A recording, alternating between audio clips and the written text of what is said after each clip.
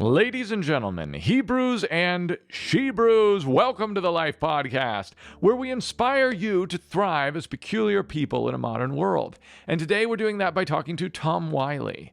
Tom is currently living a nomadic lifestyle in a camper van, or a caravan, This caravan. He's living currently in France, and he has been in the United Kingdom before this. And before all of this travel, he was living on a homestead in the U.S. So Tom's going to tell us why he's living his current lifestyle. He's going to describe to us the interesting Paul Bunyan wood chopper, which he designed and engineered, and he sells the plans to. And he's also going to talk to us about the book that he wrote, which is all about approaching parenting with different priorities in mind. Basically, priorities of putting your family before a lot of other things. So we'll talk about priorities, we'll talk about homesteading, and we'll talk about conspiracy theories, electromagnetism, and how that affects us or doesn't. And we'll talk about being nomadic. Maybe you noticed the slight change to the set with this bag covering the chair behind me. What is this bag? It is a green coffee bean bag from Shepherd's Crook Coffee. They sent me that bag just as a thank you for doing all these podcast ads for them. And I want to thank them for making the greatest coffee ever. I drink it every single day. It's low acidic, and it's made in small batches. It's sourced from organic beans, and it's made by this wonderful family. Thank you, Shepherd's Crook, and thank you everyone who has bought from them, because I know that you can't go wrong. Forget about this Black Rifle coffee. Don't support them. Who knows who owns that company? Who knows if it's George Soros that owns Black Rifle coffee? Maybe the owner of the owner of the owner is George Soros. I don't know. Think about it. What about Starbucks? What if that's also owned by George Soros? It's quite possible that it is, but I know for a fact that George Soros does not own Shepherd's Crook Coffee, so please go and support them. If you like what we're doing here at the Life Podcast, please tell everyone about it in your physical body when you meet them in person. And please share this URL with all of them digitally so that they have it on their little devices that they are constantly staring at. So without further ado, I give you Tom. Tom, welcome to the Life Podcast. Thank you for joining me today. Thank you for having me, Luke. Appreciate it. It's great to meet you, by the way. From where are you calling? So we're in southwest France, near Bordeaux. And you've been on the road for how long? We've been out of the U.S. for a year come late March. So a year plus, 3 months? April, May, June. Yeah. With a year how and 3 many months-ish. children? 3. So there's 5 of us in it's 7 meters long, the caravan. So it's something like 30 feet long camper trailer. They call them caravans over here. Okay. And so are you thinking in metric now? Or that's just what you bought it in? It's a confusing blend. I think so much in inches and miles and stuff, because I have a background of all that. And so, but I have to communicate over here in metric so much. So I'm becoming bilingual, but it's still, I have to translate back and forth, and my converter app on my phone gets a lot of use. What part of France, in southern France, are you in exactly? It's near Bordeaux. So I believe we're roughly an hour, don't quote me, but I think we're about an hour from the border, the like northeastern border of Spain. You're having a big trip, man. Yeah. We arrived in Portugal end of March 2024, and then so we don't have any long-term visas for anywhere besides, the US is where our passports are from. And so we can be inside the Schengen. It's called the Schengen area, which is basically most of Europe minus a few things. we can be in that area for 90 days, and then we have to be, in order to be back in for another solid 90 days, we have to be out for 90 days. So 3 months, then 3 months out, then 3 months in, or you can break it up, and it gets really confusing.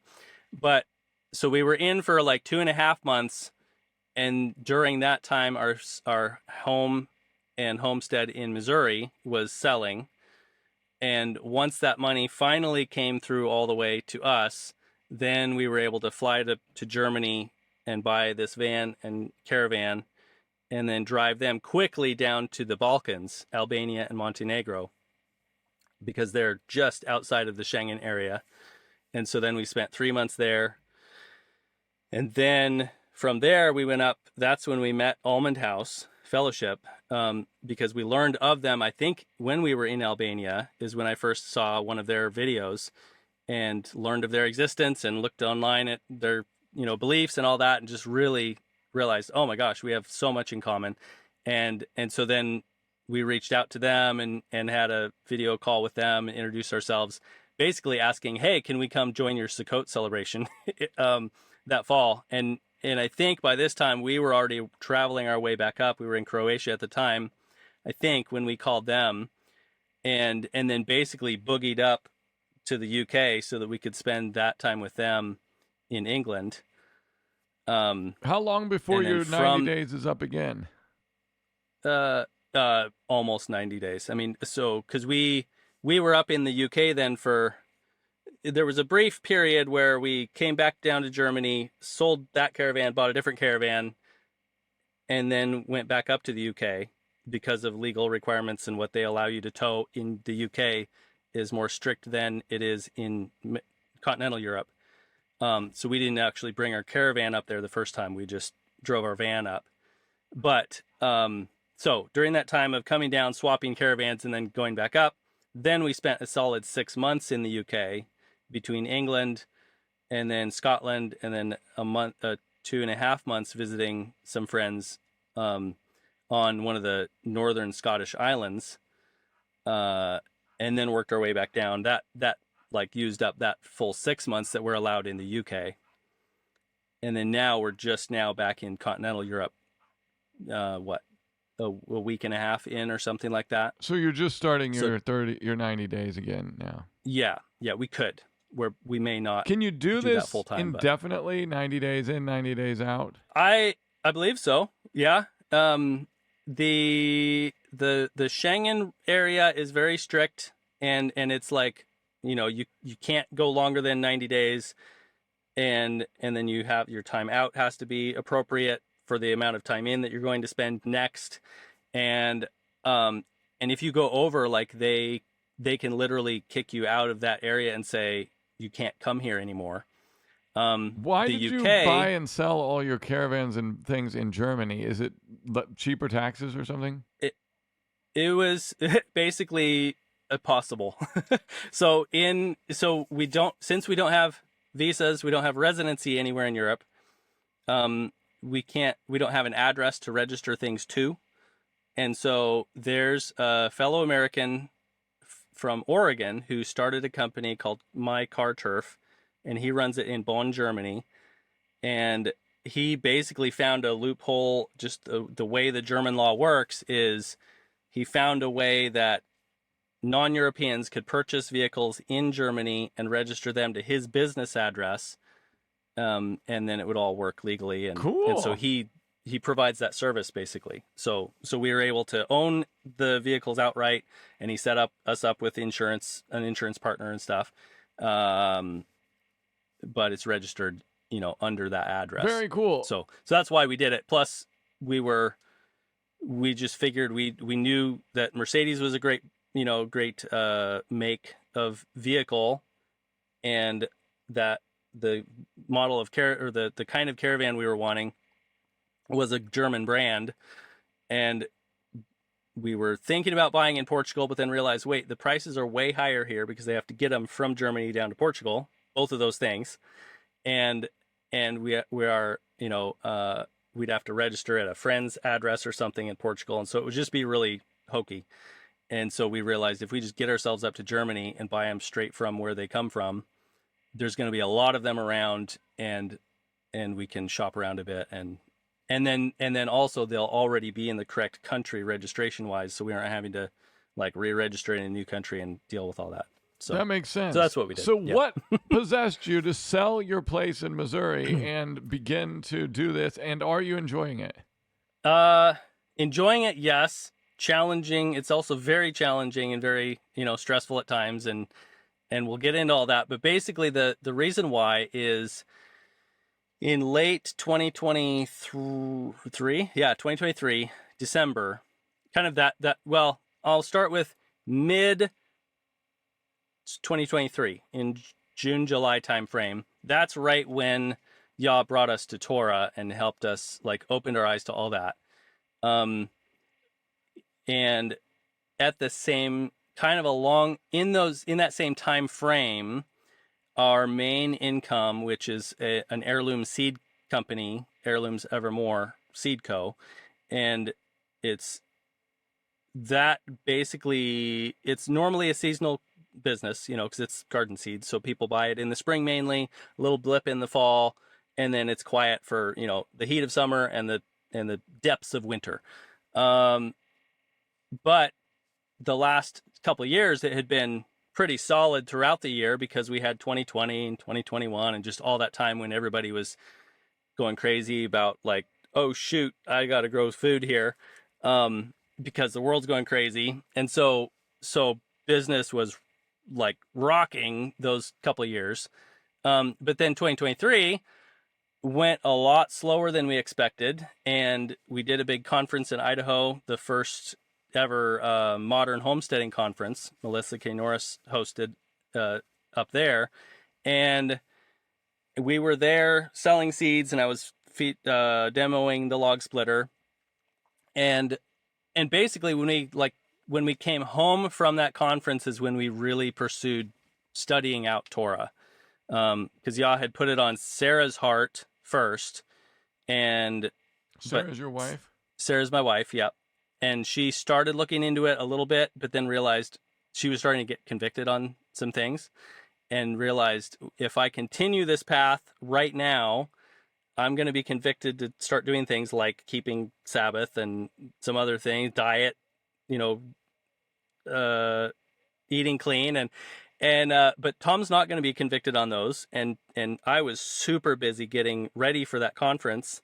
And so I didn't have any time to study it. So she graciously stopped and just waited on me so that we could get ourselves up to the conference and back down to Missouri, and then pursue it together. And so on our way down driving is when we watched I think we watched a Passion for Truth video and a Lion and Lamb video. And then that's when the conviction started on me. It was like, no way, this is actually true.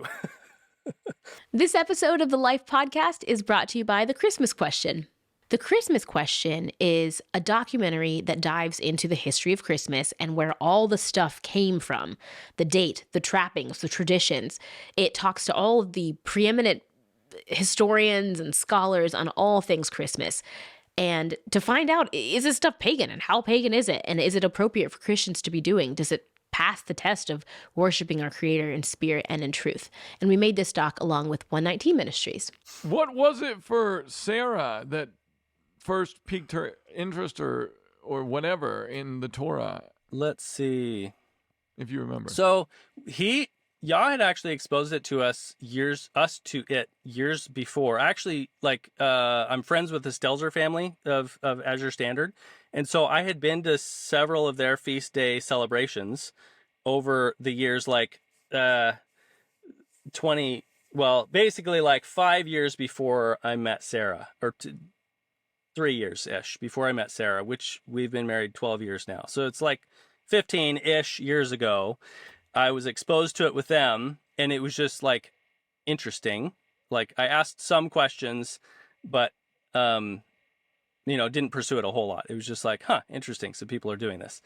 But then I guess about another 7 or 8 years later, Sarah and I, a friend of hers, married a man from Alabama who was a young believer and was just coming fresh into faith, period, and started just, the Baptist church they were going to, he was comparing what he was learning, what was coming from the pulpit and fellow believers there and stuff, comparing that to what he was reading in the Bible and seeing a disconnect. And so he started asking questions, which really started annoying people.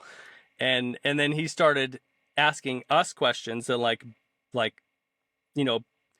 evangelizing basically toward us about Torah. But he was doing it in a very like argumentative way. It's just, we all have different personalities. His personality is more like he loves a good debate. He loves an argument, and he's not afraid of just duking it out with scripture and doing it every time he sees you.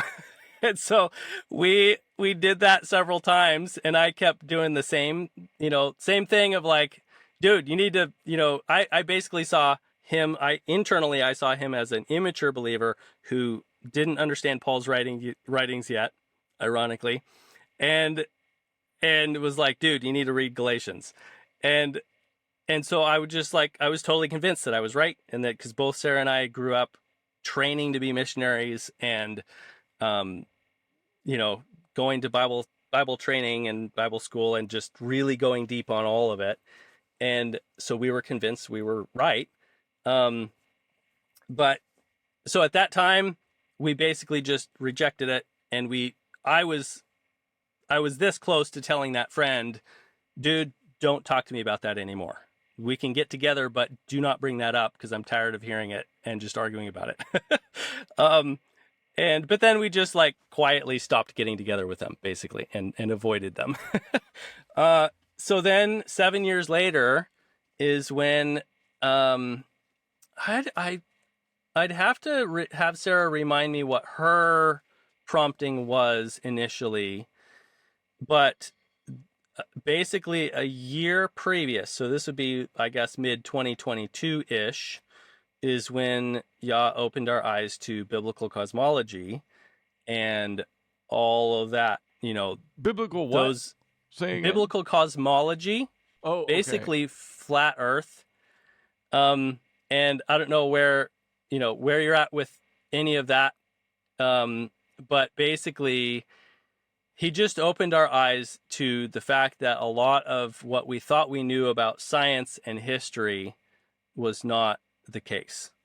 And so how we saw the world, we had been deceived. And so it is, kind of like very similar to, again, another, we'll jump down the conspiracy rabbit hole, but, if you get into 9/11 stuff, that it was an inside job, it's that sort of like mind blowing, just shifts in your thinking. So that basically rocked us to our core and humbled us enough so that a year later, mid 2023, we connected with another just local Missouri family who we had over for dinner, and we were having conversation about a lot of other things we had in common. They briefly mentioned something about Torah, and both Sarah and I picked up on it. But then when that family they were sensitive enough to realize Tom and Sarah don't want to talk about this because we basically gave zero response. Like they mentioned something, the ball was in our court. We could have responded and gone, "Oh, what do you mean by that?" or something. But we just like didn't even have a racket in our hands. We were like, "No." And but it was like they picked right up on that, and they immediately just moved on and didn't pursue it. And that, to both Sarah and I, we both later that evening compared notes. It was like, "Did you hear what I heard? Do you think they were saying this?" And yep, indeed, we did hear that. And so basically that just opened our eyes to, okay, so there are people in the world that believe this stuff about Torah, but aren't, Jerks. terroristic about their evangelistic technique. And they're not Torah terrorists. Yeah. And so we basically just, our hearts were softer then too, and more humble. So then I think we talked to them, but I had also been noticing that so many people like Rob Skiba, he went the direction, he was studying Nephilim and all that stuff, and then he was studying flat Earth stuff, and then he came into Torah, and so we like saw that progression with him, and then I just noticed that, like, wow, a bunch of these people that are in that crowd of searching out these other things, a lot of them are also in this realm of Torah, messianic, that kind of belief too. And so I just kind of noted that, I wouldn't be terribly surprised if we eventually might end up in that camp too. And here we are. Wow. So, okay, let's jump. All right, after that, a little bit of backstory. Can we jump ahead to your ride down in Missouri when you saw a few of these videos, and then was your mind blown immediately, or what did you do? Pretty much. So in learning about Torah stuff, basically, yeah, it was just we basically took a solid month of deeply studying and praying and talking for hours and hours and hours, and just deep diving on, like, okay, we have this question and this question and this question and this question. If this is true, then it needs to make sense with the rest of Scripture. We need a context, and it changes so many things when you're coming from, because both of us, come from basically non-denominational Christian Bible believing background, but sort of Baptist leaning doctrinally, I would say, with some Pentecostal-ish stuff thrown in there, because we very much believed in the present day power and working of the Holy Spirit, but we weren't in all the the crazy side of that, or the too charismatic side, the head slapping, the head shoving, right, whatever you want to call it. We were, but like, we experienced healings. Like, Sarah got healed from celiac disease, and some of our kids were heading that direction health-wise, and God turned that around. That's beautiful. And we'd seen other people healed. Like, there was a man in our church, Pentecostal church in Missouri, a man that was basically dying of I get them confused, liver or kidney. I think it was liver. I could be wrong though. One of those, failure, and whichever one you're on dialysis for. But Yah was in the process of healing him, like, miraculously, very obviously, and the doctors were very puzzled that this was happening. And so we'd seen a lot of testimony. Then we had personal experience with Yah healing us and doing miracles. And so we knew, like, okay, the people that say that kind of stuff was for a different age, that's not true. It's for now, for here and for now, if we believe that he's able and willing to do it. Yeah. So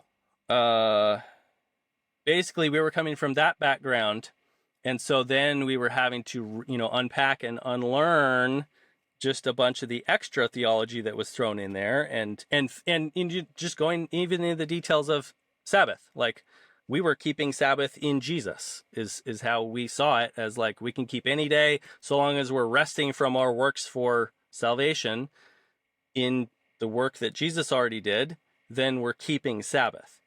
That's how we saw it. But realizing, like, we can just take the words literally the way he said them, to not work on Saturday and keep it as a set apart day for him. Literally. Oh, okay. That's a lot simpler. But then we had to deal with, the verses that have been translated to seem to say the opposite.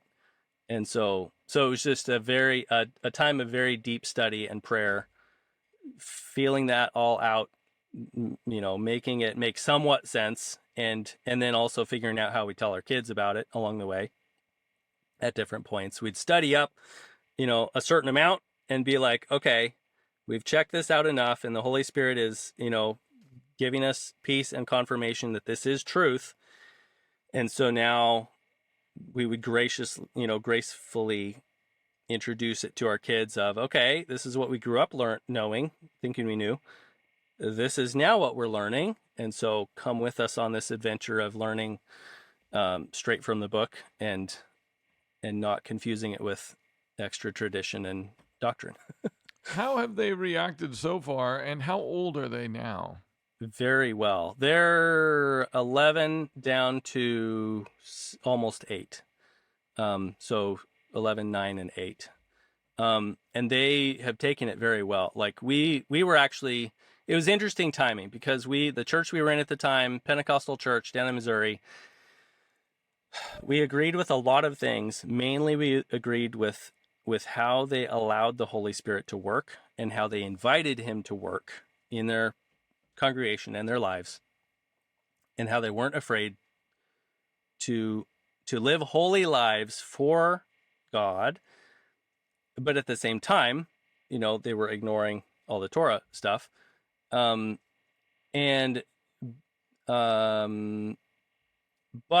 they had some extra, odd extra doctrines in there, like prohibition against, I'm wearing a short sleeve shirt right now. They pretty much, men are not supposed to wear long sleeve or short sleeve shirts or short pants in their church. They pretty much believe that men aren't supposed to have facial hair either. I was one of 4 down to 2 people in the whole body there that had a beard, and they also were dead set about certain standards for women's clothing and all kinds of stuff. So it was very strict, and a bunch of extra rules that were nowhere in scripture that we could find. Even when we asked, where is this stuff? They couldn't point to anything. So there was that stuff, and there was just some confusing doctrine and some stuff relating to how they expected people to behave once they were filled with the Holy Spirit. A bunch of them would do certain outward shows with their body.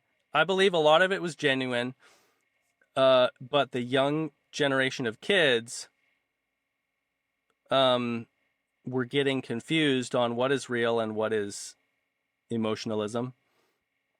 And especially one of our daughters was getting really confused, and she was questioning us of she made mention one time to Sarah, I'm not a Christian. And Sarah was like, but wait, you got baptized recently, and you've told us that you're following Christ, and she got it. She understood the basics of the gospel and the Bible, and was devoted to following him.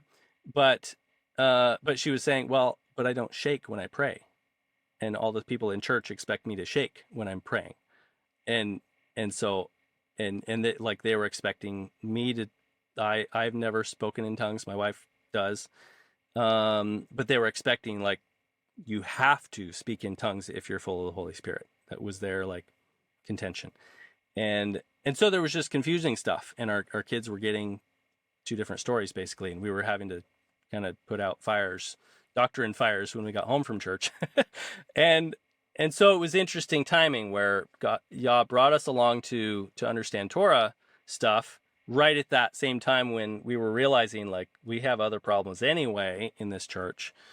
And so he, in the process of time, once we had studied it enough, we knew that, okay, we have to look into this further. We're pretty sure this is correct and the path that we're supposed to go on. But in order to confirm that, we're going to have to study it. So you were in this church that you were kind of wanting to leave anyway, and that's the time when you came into Torah, and not quite wanting to, but starting to be on the fence. Okay. But didn't have a better place to go. It's weird. We're in the Bible Belt there. So so many Christians, so many churches, literally on every, scattered throughout every single town. There was multiple churches, but almost none of them got along with each other.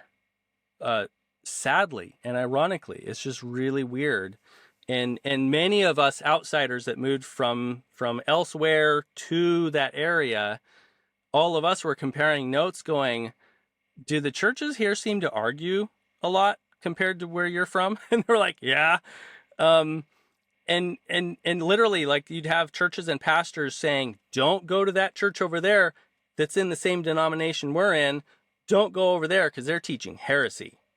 And they, like, all of them had their corner on the truth, and you didn't have it if you weren't with them, basically. It was just, it's really weird and really sad. It's, That's too bad. I hate to see that. I hate to see any kind of infighting in people who have some level of truth. yeah.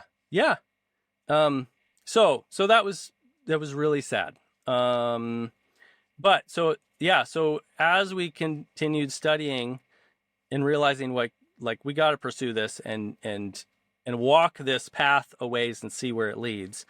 We knew that, like, okay, we got to start meeting with some other people that believe this, because we can't just, stay an internet island unto ourselves and only fellowship online. And, there are people that do that, but there's something about holy convocations and feasts and actually getting together with other people that's part of, his commands to do those things. And so, but we knew in this small town community of middle of nowhere, southern Missouri, we know that if we meet with some people on a Saturday, we know that some of our church friends are going to just end up randomly seeing us and then wonder, like, why were you meeting with those people? We know those people keep the Saturday Sabbath and they, believe a bunch of heresy. And so we basically just approached the pastor and his wife and a couple other, like, core families within the church. We just started trying to get together with them and just talk.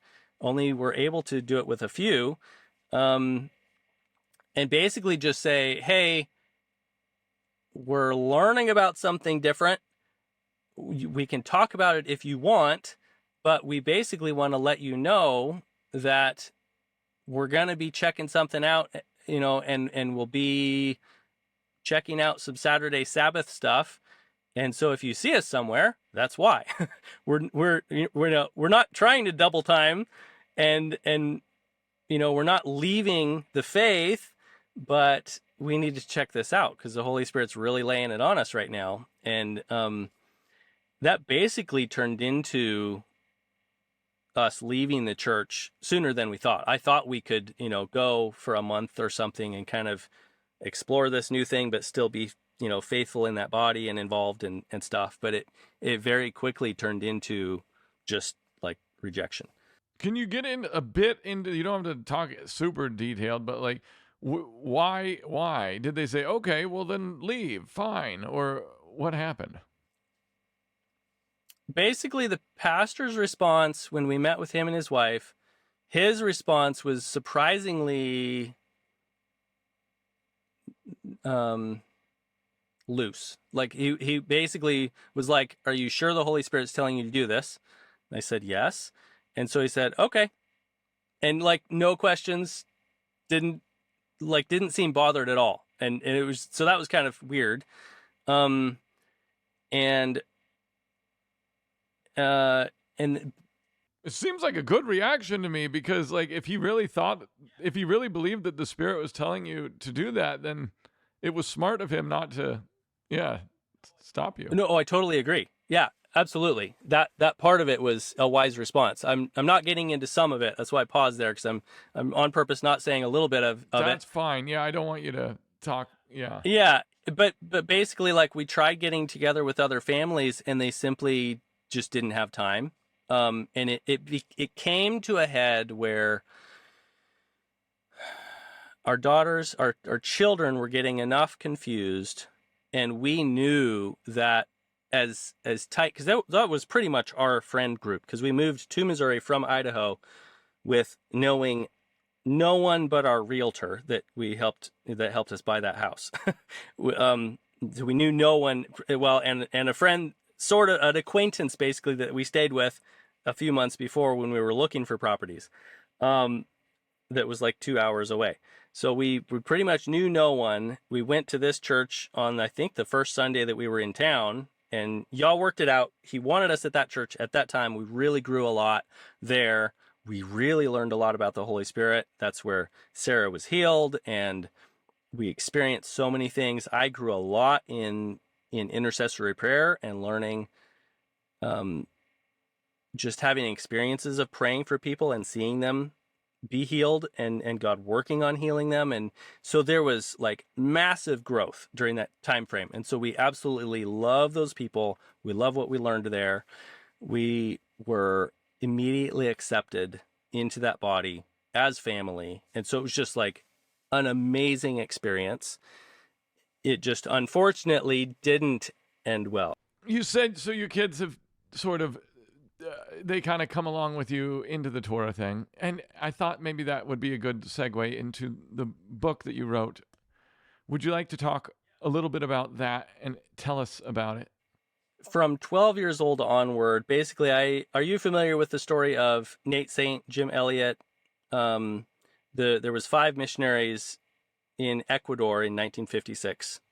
Yes, but tell us what happened. Yeah, so basically, Nate Saint was this missionary pilot, bush pilot for missionaries.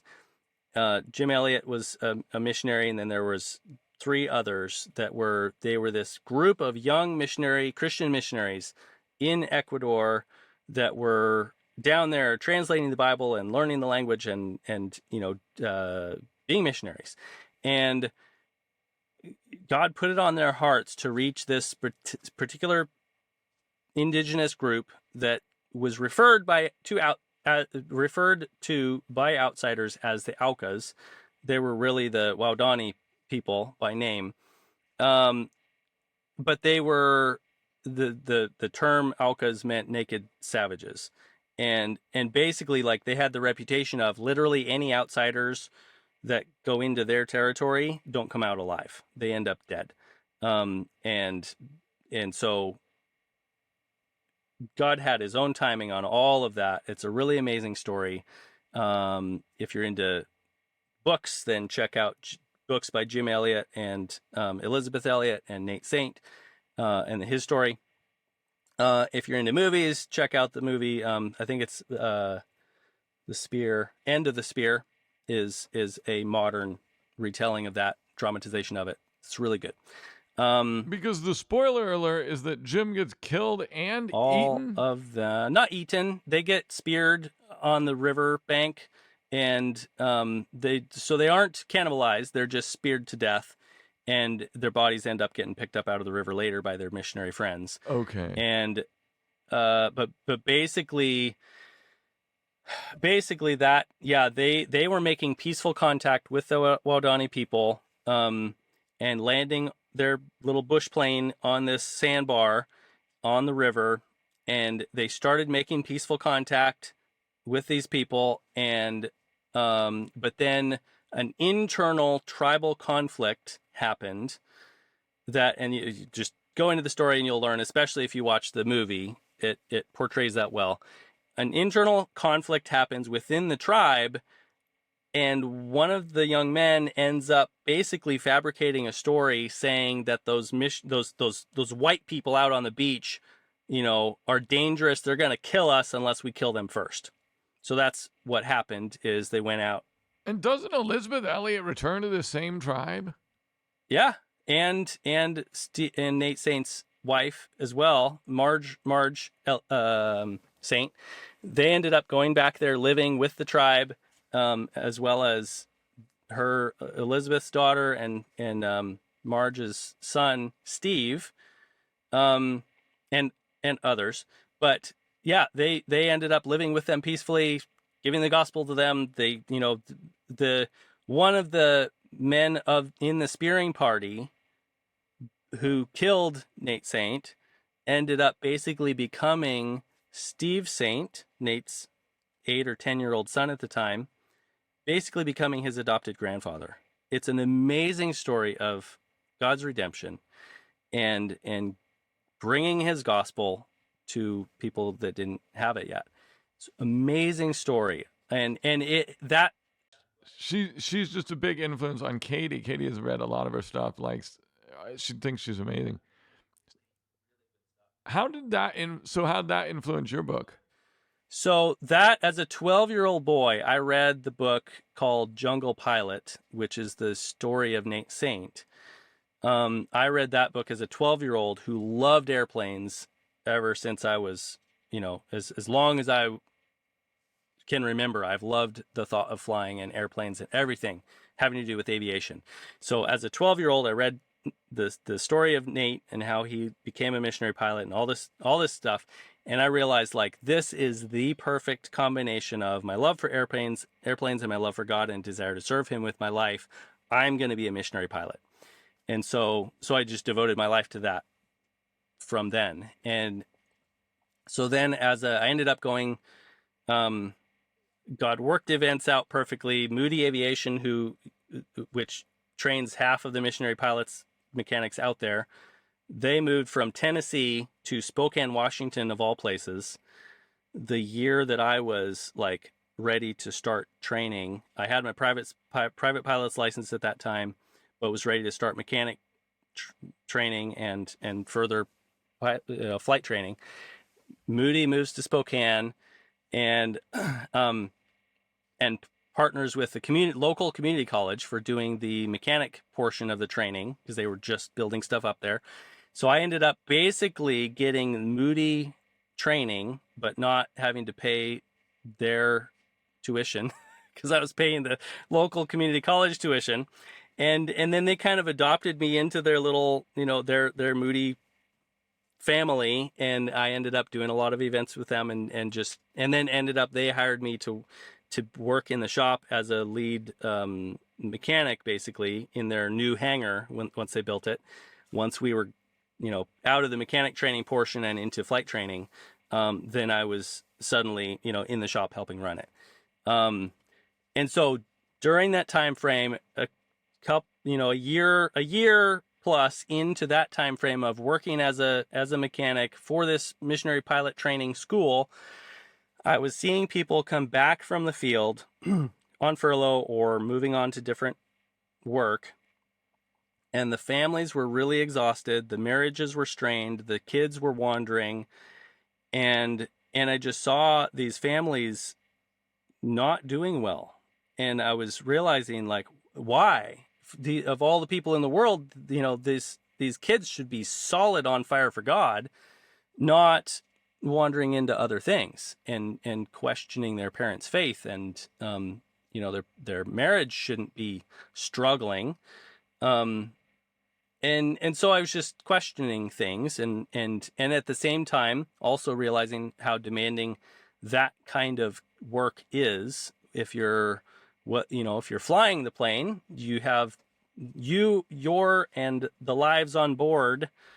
All those lives are in your hand, essentially. If you make a mistake over jungle and there's nowhere to land, it can become a big oops, and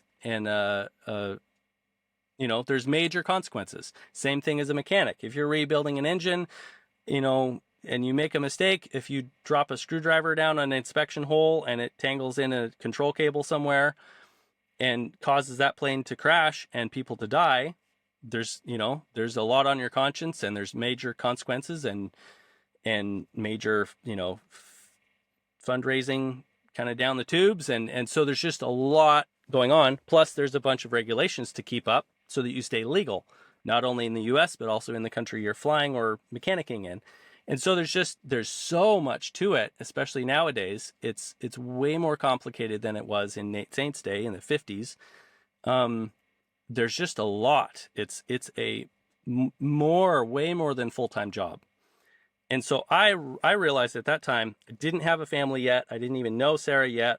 We were running in the same circles. Like, she went to Moody Bible School, the satellite version of it that was in Spokane, and ran in the same circles as the other flyboys, she called them, that were my fellow students, or like a class or two after mine. So, but for 6 years, we should have bumped into each other, but never did until it was Yah's time. But I knew that a family was in my future, just wasn't there yet. And so I just could see that, okay, a few years down the road, once I'm on the field, there's going to come a time when I'm the only person qualified or available to do work that needs done and needs my qualifications and my training and my license to legally do. And I'm halfway through an engine inspection or a replacement. Excuse me, but somebody's out in the jungle dying of malaria. They need a medevac flight now, but our airplane's all taken apart. So I have to get this thing finished up and out there and back ASAP. And yet, my family hasn't seen me for 3 months because this scenario never stops happening.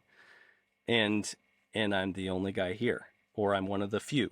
And the other family is down sick or off on furlough or whatever. And so I just realized, like, once I become a husband and a father, anyone in the world literally could become a pilot or a mechanic and could do it for missionary work. But only one person in the world could do the job of husband to my wife and father to my children. God has given me and me alone that job. And if I'm doing work or ministry that negates my ability to do the job of father and parent well, then I got things flipped upside down. And so I basically realized at that time, I was right at the pivotal moment of, okay, I'm this close to signing up to a mission organization, getting their specialized training out in the field and doing language school and like going out and actually doing it on the field. But that's going to be a lot more money and a lot more time and a lot of, support raising. And there's going to be a lot of complication in life if I come to that point of realizing that this isn't what I'm supposed to do the rest of my life. And so I should make that decision now when it's much less painful, much less expensive. If I'm realizing right now that it's not going to be appropriate, down the road. So I basically made that decision then. Okay, so you were at that crucial moment where you had to decide, okay, I either commit or I'm out. And so had you already completed your flight training? How far did you get into that? Yeah. So I had my commercial pilot's license. It doesn't mean I fly airliners. It just means I can fly for hire legally. And then I had an instrument rating, so you can fly in the clouds when you can't see the ground, but you're flying on reference to your instrumentation. And I had my mechanics licenses, so I could legally maintain airplanes. That's awesome. Okay, what'd you do then? Did you continue in the aviation sphere? I basically spent 10 years trying other things. And some of it I actually stayed home and worked on my family's kind of hobby farm, where this was in Spokane, Washington. And I have a younger brother by 9 to 10 years. And I basically realized that I wanted him. I didn't want to miss out on bonding time with him during his, becoming a young teenager years.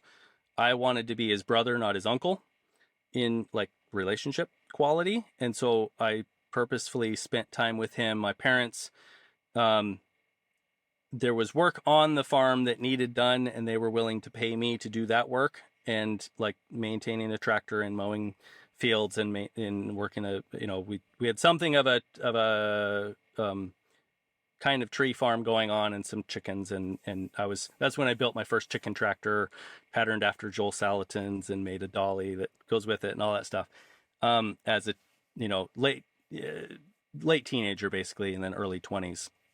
And so I spent some time doing that and just hanging around with my brother, teaching him man stuff and just bonding. And then also dabbled in alternative energy. I ended up working for 2-3 years for different inventors in North Idaho that were in the alternative energy space, doing really interesting things with battery charging and motors that do stuff that electrical engineers can't figure out how they can do, because it's against the rules. It's basically they work outside the box from how you're taught electricity should function. There are rules that exist outside that box. The box isn't big enough.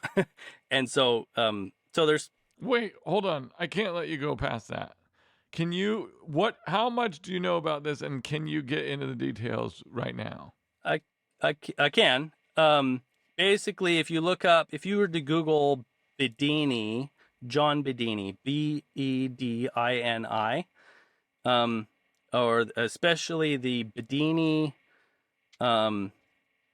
motor or schoolgirl motor. That's a nickname to one particular type of motor that he developed. And it's basically, essentially, if you're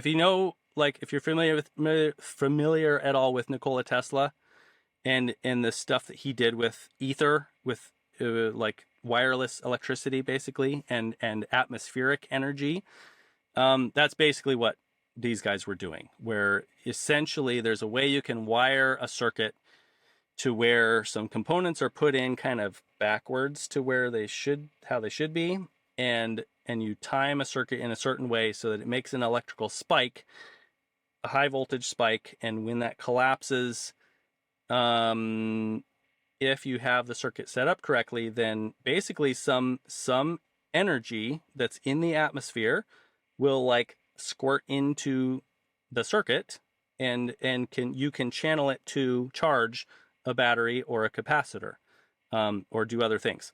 Did you bear witness to this ever happening in real time?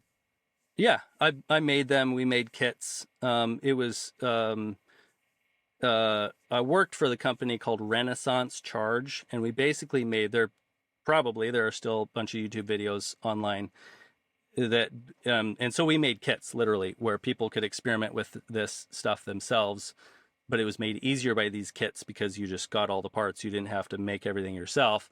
You just had to assemble. And so I basically ended up rewriting all the instructions, and then later on, like designing the actual parts that went into the kits.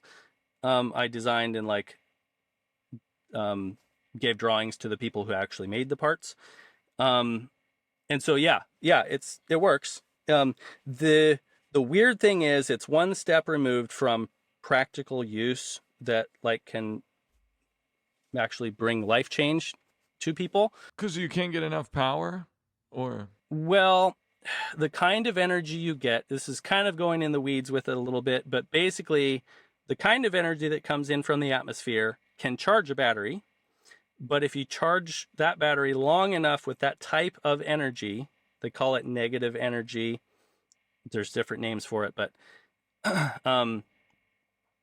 if you charge that battery long enough, it becomes conditioned to that type of energy, and you can't use it in everyday electrical normal circuits, normal devices.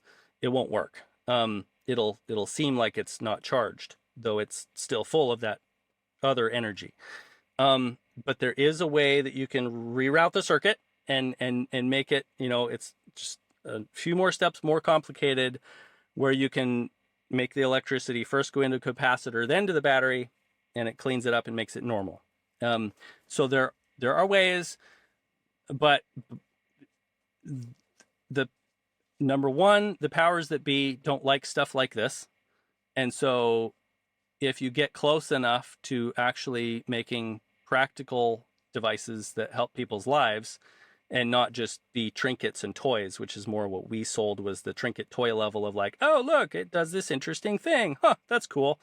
And it's just a neat thing to look at on your desk and play with and show your friends. But to the point of like getting your house off grid and powering it from something like this, that's where you end up getting suppressed and or suicided, and there's stuff that can happen. So that actually, some of that stuff happened to the inventors that we could tell. So it was an interesting time. Which inventors died? I don't want to gloss over so that's this. some of that history. I want to know more about this. John, I'm curious about this. Yeah, John Bedini died, and we were told that he just died, I think, of a heart attack, and then his brother died like hours or days later, coincidentally. That's what we were told.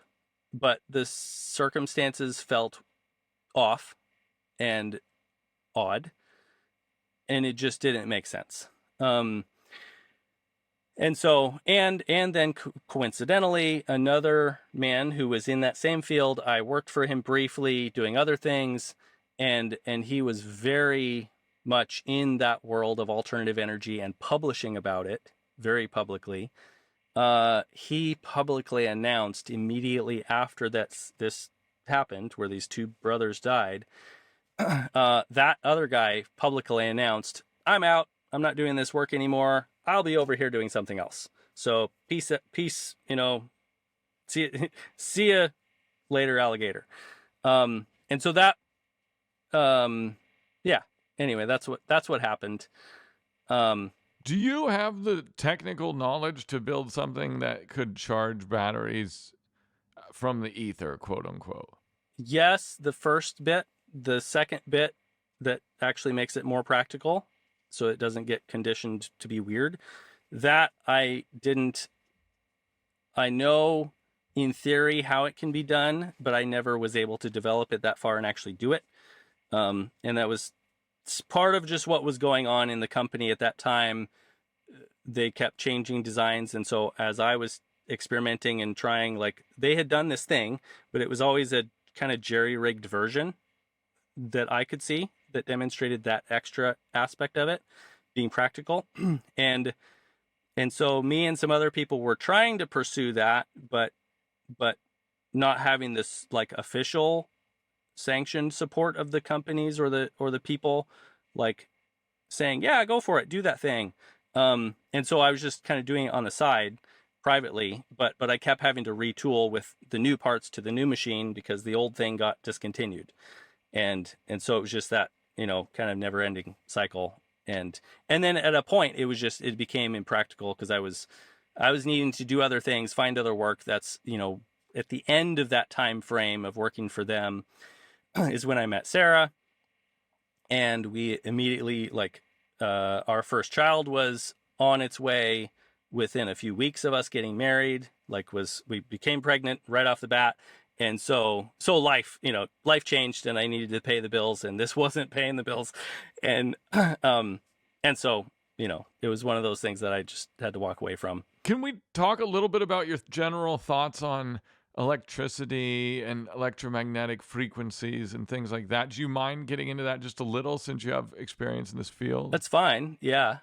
What questions do you have? The question I have is, are the electromagnetic frequencies, these shortwave ones that are pinging around me right now from Wi-Fi and Bluetooth and all this stuff, is this affecting or interacting with the cells of my body in any way?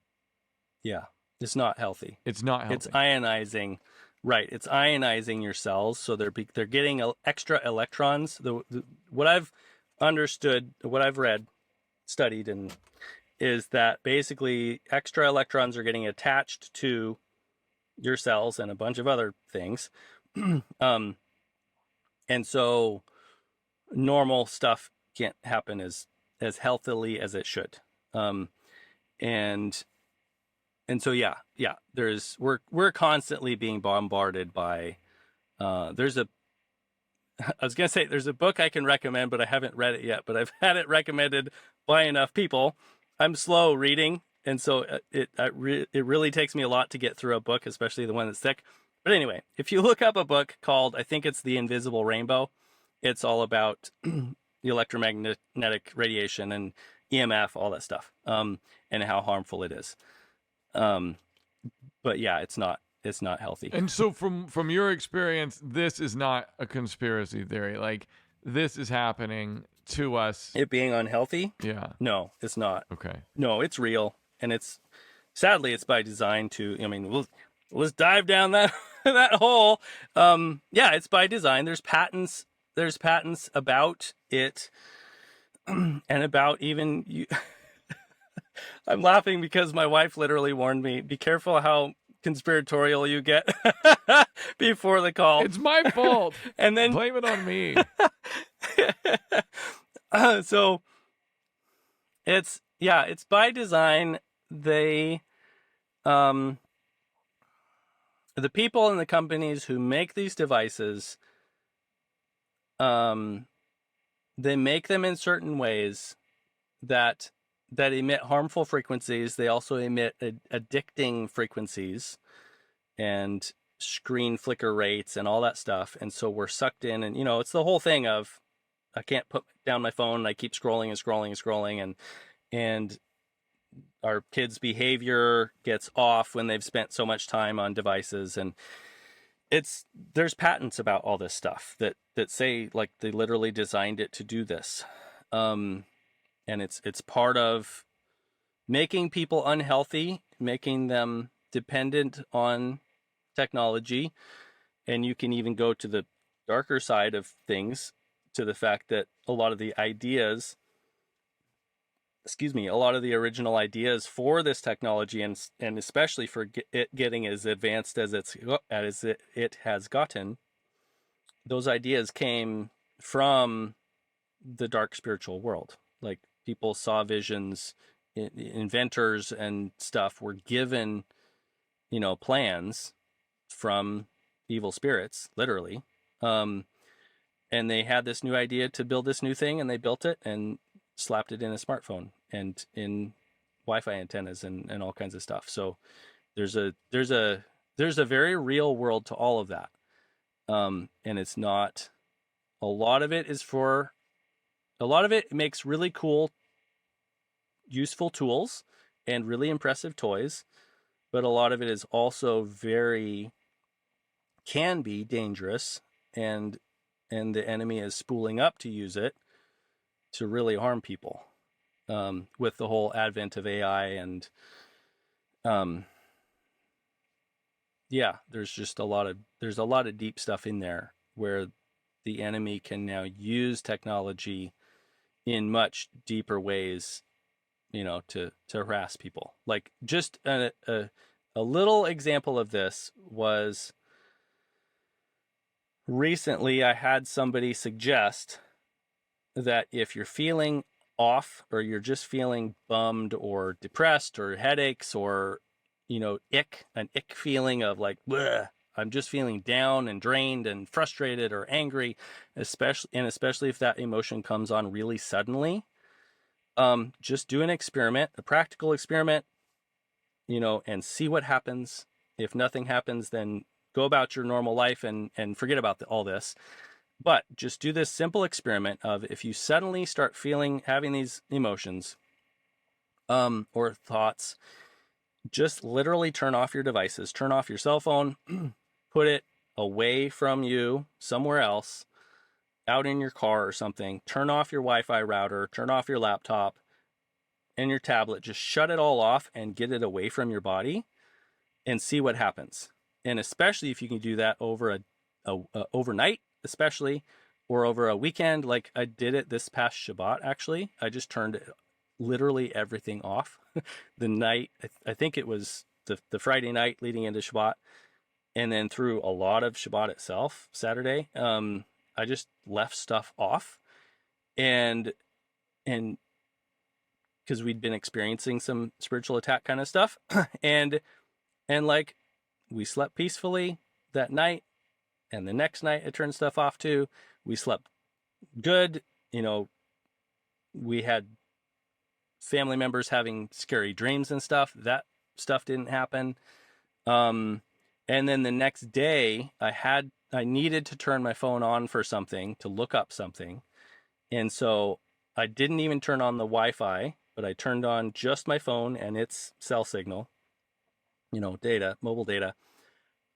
And I like, it's an iPhone, so you just, you hold the button, you see the icon turn on, so okay, it's starting to wake up. So then I like put it on a shelf nearby so it could finish waking up. And I was just like there doing something else.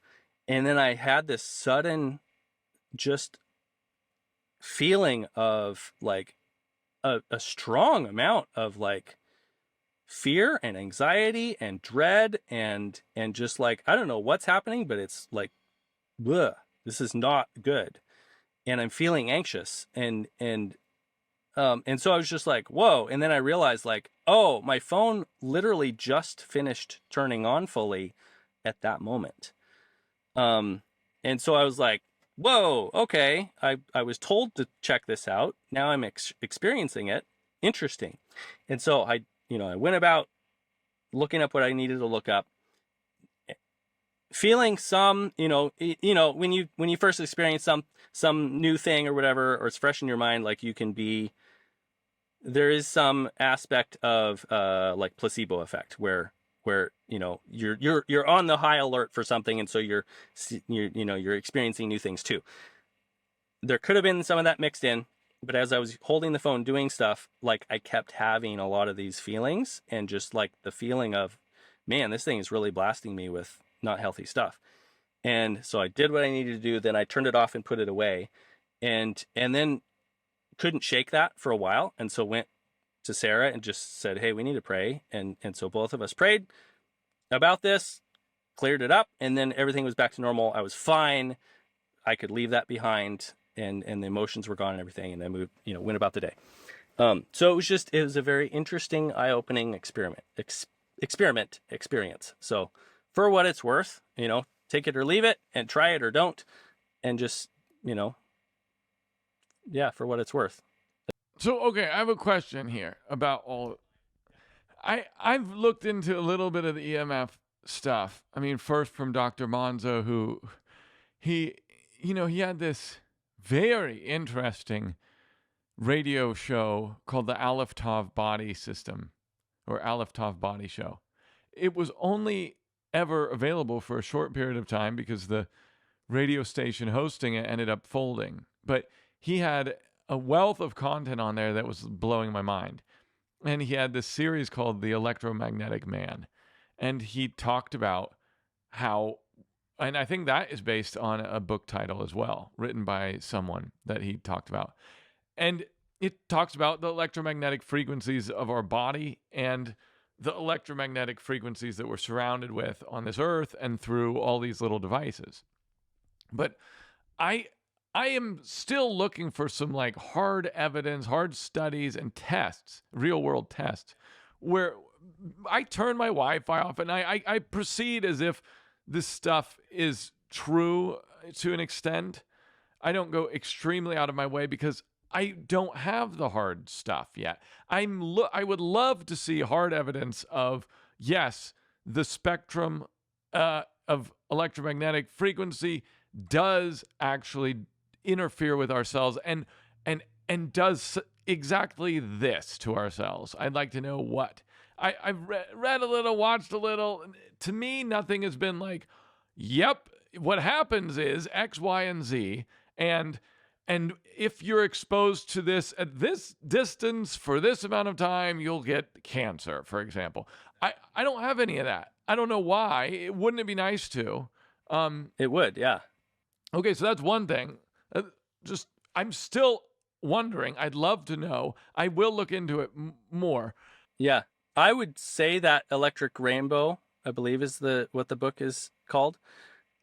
Check that out, because I'm pretty sure that's probably going to give you info in that direction. Okay. I don't know for sure because I haven't read it, like I said, but I've had it recommended by many people. I'm going to check it out. The amount I looked into it, I was like, I really want to read that book. We will eventually get to the bottom of this, I hope, and we'll maybe expose the whole thing, man. I know a lot of people have already done a lot of this. Yeah. Well, and that's the thing. Stuff like this they don't want it to get the light of day, and or it doesn't get funding and or official studies that become peer reviewed and all that stuff, because it's not, it's against their motives and their plans. The dark powers that be, it's against their plans, for us to expose harmful stuff that they're trying to do. And so the big schools, the big professors, the big names aren't going to publish stuff about this because they're receiving funding from the people that want that stuff to exist. We could go deeply down this because I mean, we could say, well, who are they? And why do they want to hurt people? I mean, maybe I will ask that. Why would anyone want to injure the people that are making them tons of money and consuming their devices and buying their devices? I can shortcut it and ask if you are familiar with the name Nathan Reynolds. Yes. Okay. Have you watched a decent amount of his stuff? No, my mom Or read has, his book or and she's anything? told me Okay. a lot about him. But Okay. Yeah. So he has lived a lot of the side of things that the vast majority of people, especially Americans, are clueless to a lot of the stuff that goes on in the world, but he has lived it because he was inside of it. And the family that he comes out of is one of the dark ruling, bloodlines, literally, that think that they are a different race or a different category of the human race, and they think they have the divine right to rule, and they literally think that any other just person, not person of their bloodline, they are literally bred from the gods and the demigods, the Nephilim and the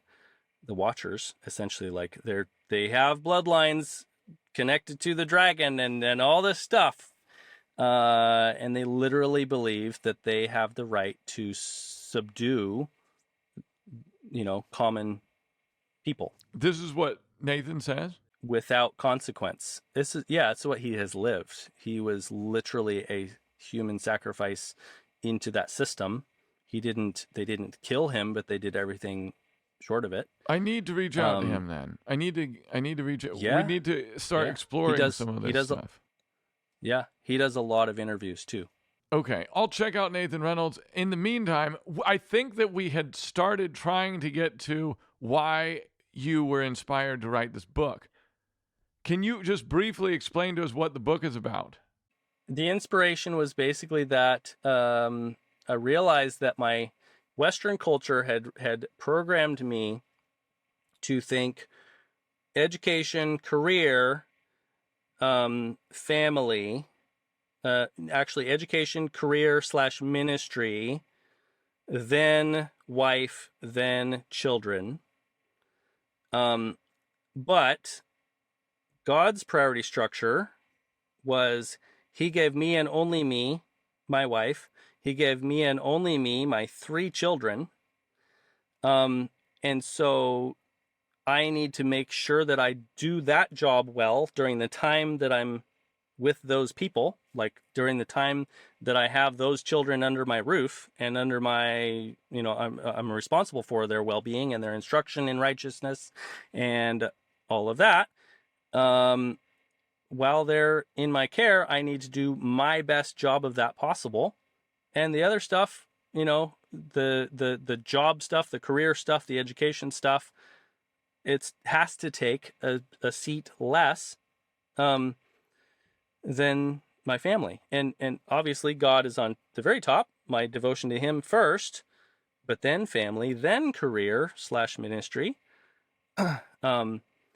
And so I basically realized, like, that's how I have to structure my life. Otherwise, I'm living with backwards priorities.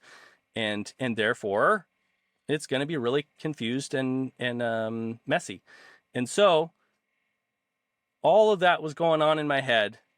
And in the years leading up to that time frame where I was like, okay, now I gotta commit to the path of mission aviation and actually go do it in real life, not just train for it. Or I got to do something else. So I decided to do something else because I realized that wasn't going to work with intentionally raising a family the way I saw that I should. And so during that time frame, it was a very, very, a time of very deep thinking and praying and evaluating all these things.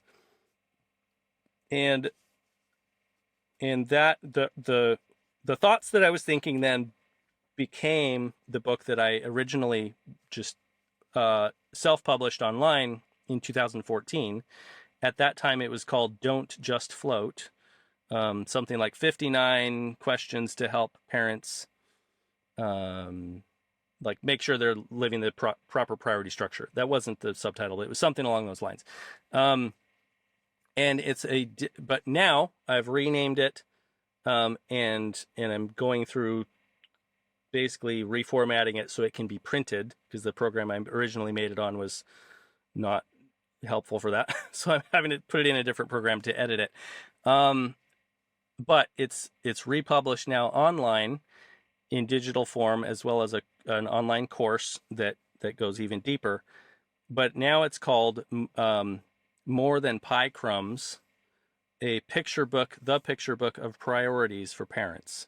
And it's essentially, the idea is, if you're, well, it comes down to like one of the core, the main design of the book is, it's like a picture book for parents. So it looks like a child's picture book, like, you know, the fully illustrated, full color. The main thing on each page is the illustration, and then you have large font, just a few words per page, a brief thought per page. And almost every single page is in the form of a question. And it's literally just asking you hard-hitting questions that make you think really deeply and evaluate your priority structure. And if it matches your worldview, is a simple way of saying it. And so most people will read it in like 10 minutes, but then you'll be thinking about it for the next 2 weeks, because the questions probe so deeply, and it gets to your core beliefs and priority structure, and it makes you really think about, am I living consistently within my worldview and priority structure, and is it healthy for the raising of the next generation?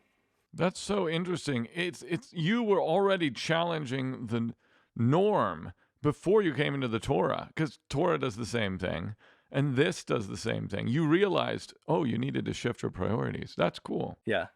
I got in trouble with my pastor at that time in 2014, because I had a bunch of people. I learned a bunch of online marketing stuff and how to market a book and how to get people to review it quickly so it bumps up on Amazon and all that stuff. So I had a bunch of people review it before I launched it, and my pastor was one of those. And he asked me about the page that I knew he was going to ask me about, which was an illustration of it's like a backlit silhouette of a house at dusk, and there's a man digging under the front porch, like undermining it so that, it's in danger of starting to crumble and fall into this pit he's making. And there's a young child in the window, like looking out in fear of like, what is going on out there? And the text is something like, is your current level of devotion to your work or your church or ministry undermining something like the your bringing up of the next generation that lives under your own roof? My pastor at that time had a problem with that, because his priority structure was opposite to what I was proposing. And he said he literally told his wife when he married her, like, God comes first, and my service to God means my church, because I'm a pastor, and so my church comes next, and then it's you, and then it's our children. And so whenever my church needs me, you come after that. So I will be at the church whenever they need me. Any person involved in the church, if they need something, that's who I run to first, then you, then our kids. He literally, that's what he lived. I've met pastors' kids who had the same priority structure in their lives. Yeah. They weren't stoked about it growing up. No. Mm-mm. Nor are missionary kids. Yeah. Yeah. It's backwards. A lot of stuff is backwards. I'm glad you rethought that, because it's interesting. Sometimes a simple idea can be the most important thing to flip things. Yeah. Well, and that's literally what our lives are built on, is ideas and thoughts and beliefs.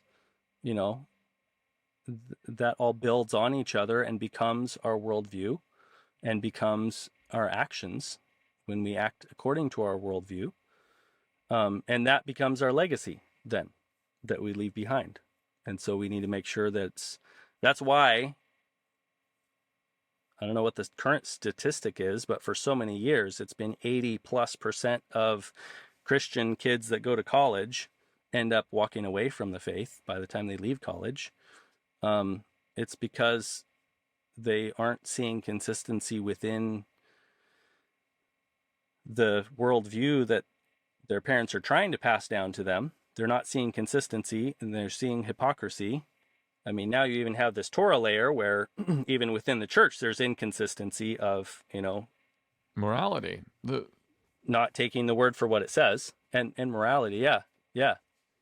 Many denominations have decided to repen sovereign morality. And I think that whenever it's done, makes the church weaker. And it makes it not consistent with biblical morality. And so, yeah, that ain't good. By sovereign morality, do you just mean like the church's definition of morality? By sovereign morality, I mean the moral code that's in the Torah, that's penned by Yah. Okay. And I think that is in the Bible, plain. And then as the denominations have variable takes on, like what it means to love your neighbor, because they have variable takes on what love is. So it ends up, being weak. And since it's weak, then they don't really stand for much. And since they don't, then you can leave it easily. You can abandon it easily when you go to college. Yeah. Yeah. And so there's a lot of the thinking that became my thoughts for this book came from things. It was sort of a blend of just me mulling over things and thinking about it and praying about it. But then also there's a book called Jumping Ship by Michael and Debbie Pearl. And it's a very good book, a short little book, but very much essentially saying that parents need to do a better job of selling their worldview to their kids and showing that it's actually the best thing in the world. If you are preaching that your belief brings you joy in your life and peace and freedom and love, then you need to live those things. Like, you should be joyful. You shouldn't be angry at your kids all the time, and you shouldn't, and then also, you shouldn't be living a hypocritical life. So if you're saying this moral set of values, but you're living at home this moral set of values, then the child sees through that you don't really believe that because you're not living it. And so I'll just skip straight to this set of moral values and lifestyle and skip all the other, stuff that you don't treat highly enough to actually walk out in your daily life in private. I think Debbie Pearl is another one of Katie's favorite authors. I think she kind of wrote a controversial book, the women book, right? Yeah, created to be his help me, probably. Yes. Yeah. So she loved that book, but not everyone she talks to about it loves it. Right. It's mixed. Yeah. And a lot of you either love Michael Pearl or you hate him. Like, there's a lot of, he is so dogmatic, and so and especially now, now with understanding Torah stuff, a lot of his theology, I don't agree with anymore. A lot of people don't agree with his parenting ideology and methodology. But I learned a lot from that family, from that ministry. Like, they are what got me. So I don't know if you are familiar with IBLP, Bill Gothard, ATI. Basically, it was essentially it was you could call it a cult, and its main teaching was legalism. Very, very short, to the point. But they taught a lot of truth packaged as biblical principles. A lot of that was really good, but the way it came filtered down to the families, it produced legalism and a lot of confusion and a lot of just chaos. And so my family was in that as a mid teenager up to late teens. Pretty much my teenage years ish were inside of that, environment. Is this the one where you could only wear a short sleeve shirt, or no? This is it. No, that was a Pentecostal church later. But this one was, you could only you pretty much, boys weren't allowed to hang out with girls pretty much ever, and the most godly people wore either navy pants or khaki pants with either a polo shirt or a button-up shirt, and the girls all wore like denim jumpers, and so it was very much focused on outward appearance and focused on conformity and morality, but approached from the wrong angle, basically, and just a lot of rules for rules' sake and for the sake of looking good. But inside the homes and inside the ministries even, and the offices and stuff, was utter darkness and sin and all kinds of gross stuff. And so yeah, basically I came out of that belief of legalism. I was stuck in a loop of being stuck in patterns of sinful behavior, but then like knowing that my relationship with God was harmed by that, and so repenting and coming out of it. But I had this belief, because of the teaching I'd gotten, that I had to go through this certain rigmarole to like pray the right way, essentially, to get me like fully out of that and on God's good side again, and to get all the parts of me that the devil had built strongholds in and stuff, to get all that like taken care of. I had to do all this stuff. And it was Mike Pearl's teaching of the book of Romans that I listened to over and over and over again, and really dug deep to where it clicked of, oh, so the gospel, so this is like that theology. And so I kind of have to retranslate in my mind some things, but it was basically how I came to understand the gospel, and how Jesus, Yeshua, how he took my sin on the cross, and my old man died with him on the cross. My new life is Christ in me, the hope of glory, and my power that I'm living with now is the power of the Holy Spirit, not the power of a sin desiring flesh. And so I totally, like, it was Mike's teaching on Romans that like got me reading Romans straight. Now now it's further like edited and corrected and stuff with the context of Torah. Let's move on to your cutter. How did you design this wood cutter? So the Paul Bunyan wood chopper was born out of me seeing Russians and Ukrainians on YouTube building this crazy looking wood chopping machine out of scrap metal and chopping their wood with it. And it just, I saw one video and thought, surely that can't actually work. Surely it can't actually make it easier. But the more I watched, the more I realized, like, he is not putting very much effort into moving this thing, but it's splitting his wood still. And it just it just made sense, and it just felt right mechanically. And so I watched literally I spent a couple of years watching, well, I didn't do nothing but watch those videos, but every video I found for the next year or two, featuring one of those devices, I watched and like cataloged in my brain of design ideas and basically just weeded through all, because most of them, they're all made out of scrap metal. They're all made just with their current level of welding ability and resourcefulness for materials. And so a lot of them are built not well.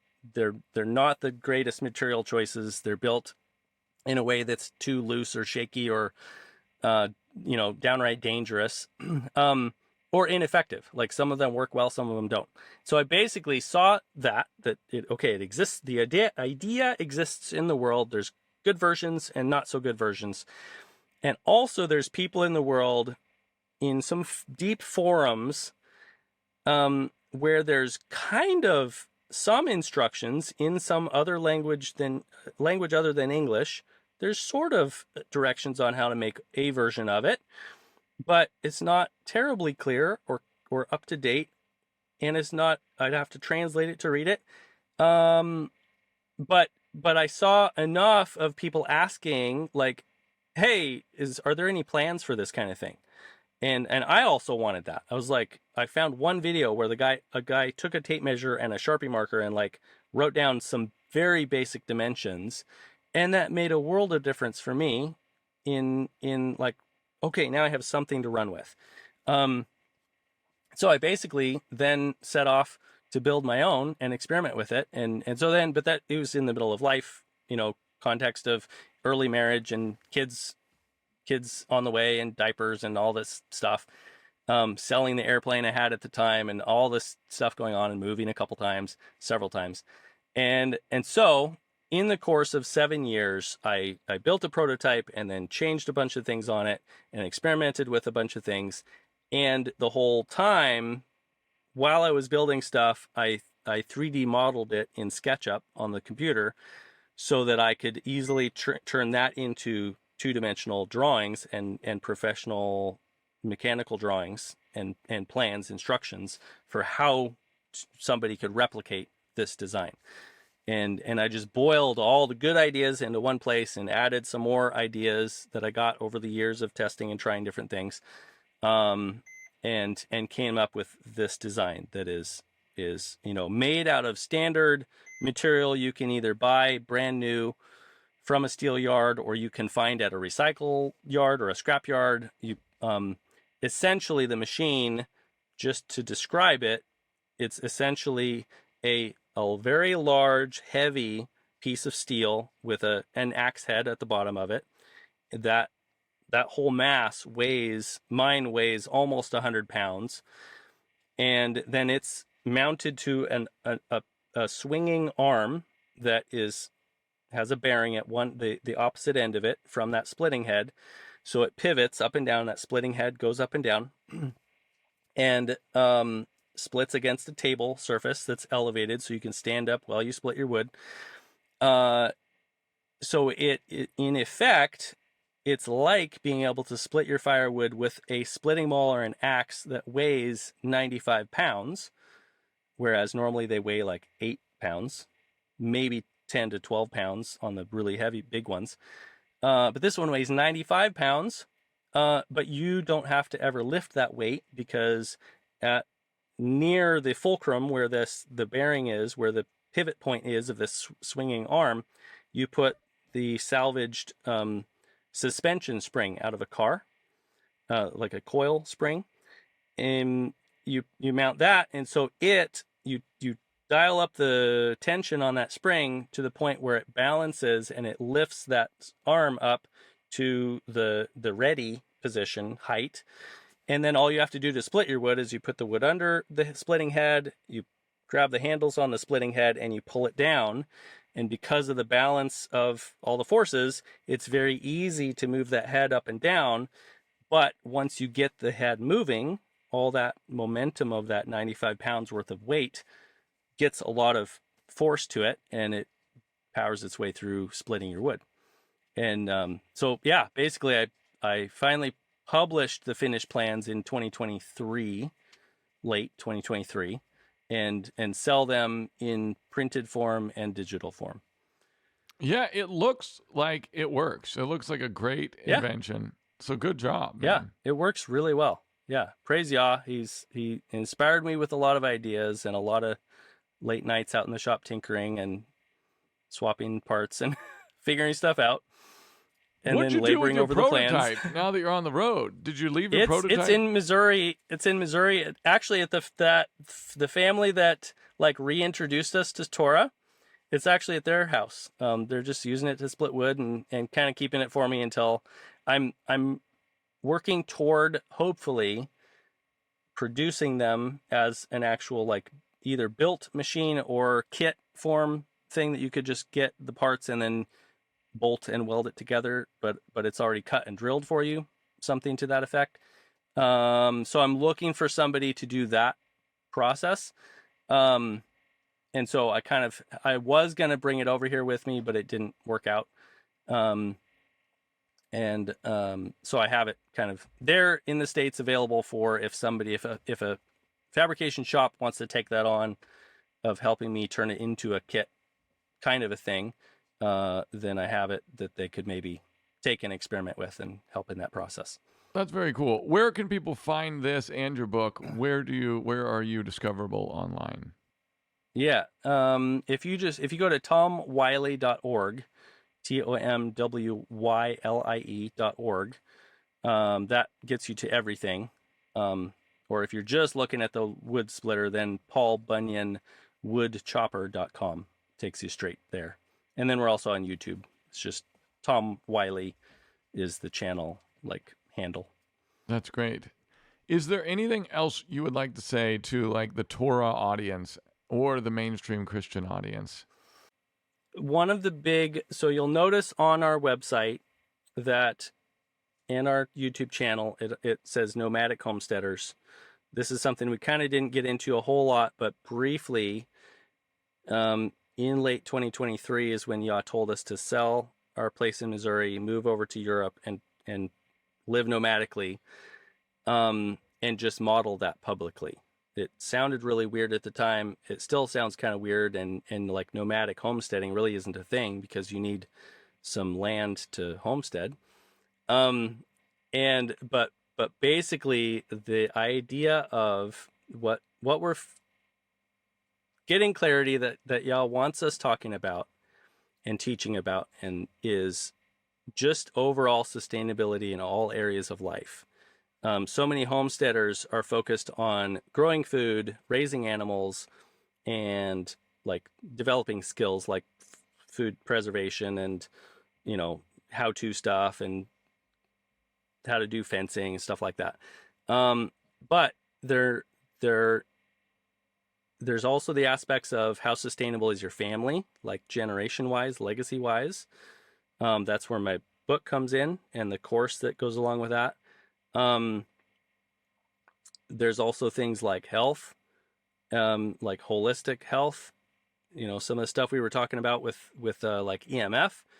There's aspects of just living healthily in ways that support the systems that God gave us and that Yah designed into creation. There's ways that all of these things have to come together for your life to truly be sustainable. It's not all just about growing your food and making sure you're not eating GMOs. It's also not just about keeping your kids away from pornography and, making sure they read the Bible. It's also not just about, figuring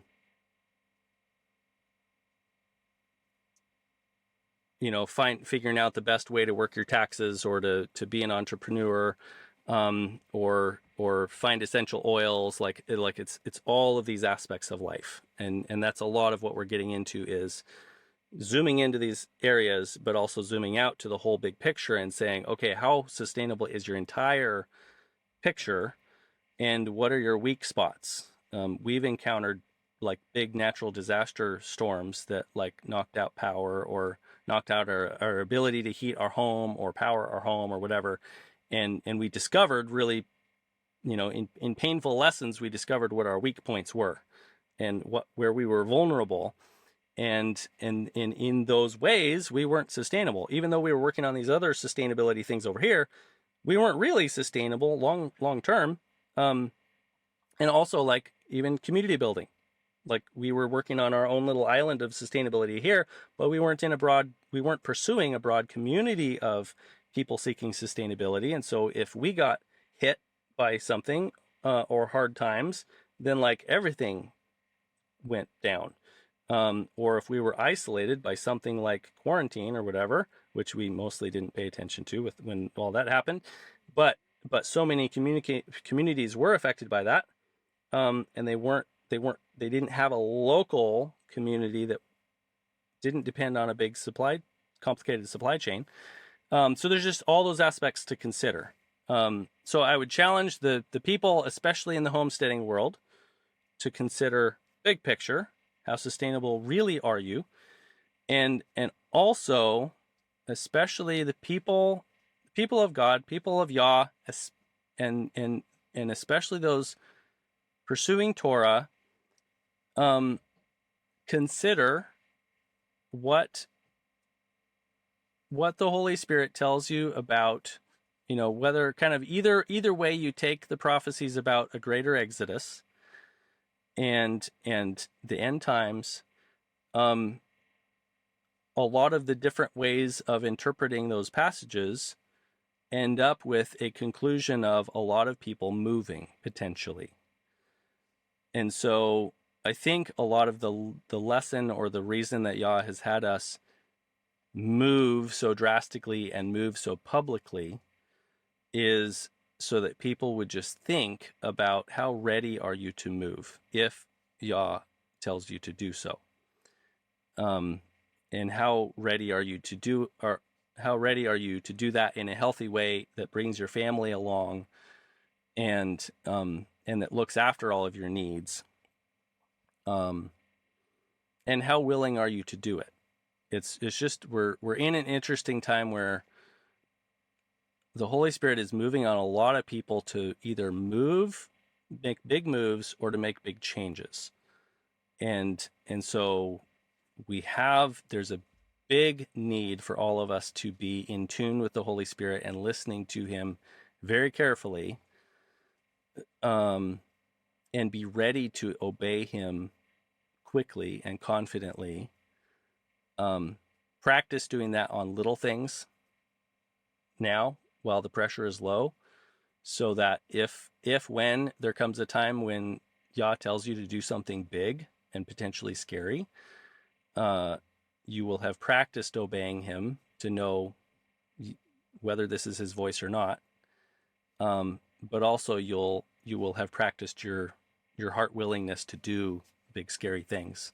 What that maybe leads me to a final question, which would be, what's the next few months or years look like to you? Do you plan to travel indefinitely at this point? I don't believe indefinitely. We don't have a point. Basically, Yah hasn't given us the peace to settle, or like the freedom to settle somewhere permanently.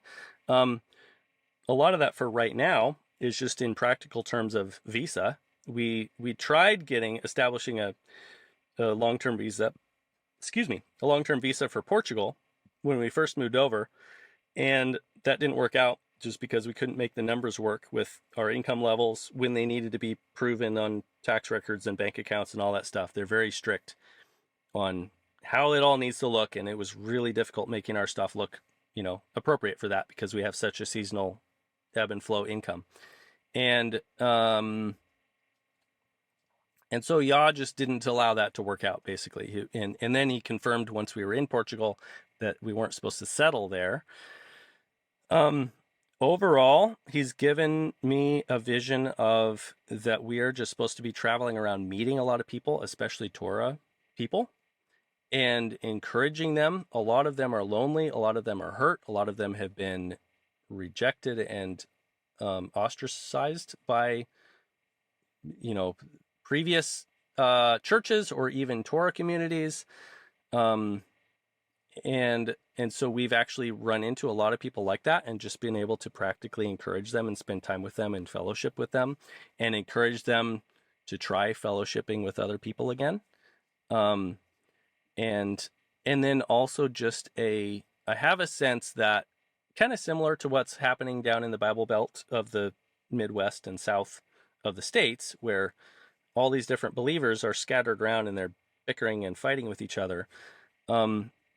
There's a tendency within Torah messianics to believe, I have to be right about everything, and I won't fellowship with somebody because they believe this one thing a little bit differently, or they practice this one thing a little bit differently. And so there's, within the Torah movement, there's a lot of lack of fellowship, basically, because people aren't willing to come together around the big picture things that they agree on and have in common, and they're letting a lot of the little stuff keep them separate. And so just we really have a heart for helping Yah's people be united with each other and be working together on things instead of separate. Especially getting together for feasts and actually having those as joyful, holy convocations, actually gathering with other people, not just your family. That's part of the point of why he told us to do those things. He wants us fellowshipping with each other. And so we see we're very plugged into the Almond House Fellowship, like family, that group. We're very close with a lot of those people now, and we've spent a lot of time with them, and we see potential ministry opportunities and stuff with a lot of those folks in the future. And so we're kind of gearing that direction and just waiting on opportunities and also just having to work our timing for travel, for legally being places at different times. But that's kind of the foreseeable future. We hope to be and feel Yah's leading us to be establishing some home bases in key places that we can kind of bounce between, and hopefully settle somewhere. But thus far, he hasn't given us, peace to actually do that just yet. So we're just trying to be faithful with what he's told us to do right now. Well, Tom, thank you so much for taking the time to be on the Life Podcast. I appreciate it. If you love what we're doing, please like this video, share, and subscribe to the channel. If you really love what we're doing, join us and support this thing at patreon.com/thelifewithluke. Thank you.